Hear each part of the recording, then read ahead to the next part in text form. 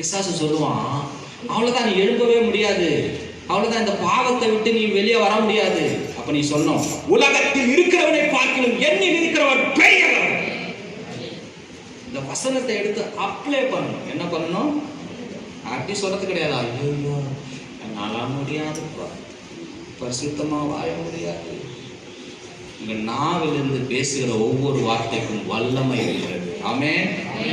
மூன்றாவது சொல்றதுக்கு முன்னாடி நான் ஒரு விஷயத்தை சொல்ல போறேன். போன வாரம் ஐயா என்ன மெசேஜ் கொடுத்தாருன்னு கேட்டா நீங்களா என்ன சொல்லுவீங்க? ஒரு சிலருக்கு ஞாபகம் இருக்கும்.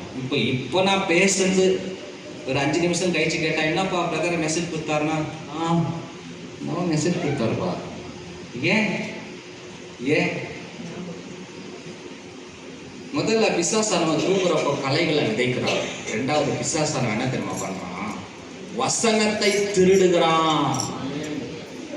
உங்க மனசுல இருக்கிற வசனத்தை திருடிடுவான். நீங்க பாவம் பண்றப்போ ஒரு வசனமும் ஞாபகம் வராது. வசனத்தெல்லாம் மறந்துட்டு என்ன பண்ணுவீங்க? துணிகரமா பாவம் செய்வீங்க.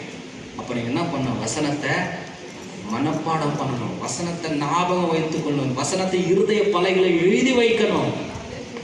அப்போ என்ன, நீங்க பிசாசை ஜெயிக்கலாம். சரி, மூன்றாவது, இயேசு எப்படிப்பட்டவராக இருந்தார்?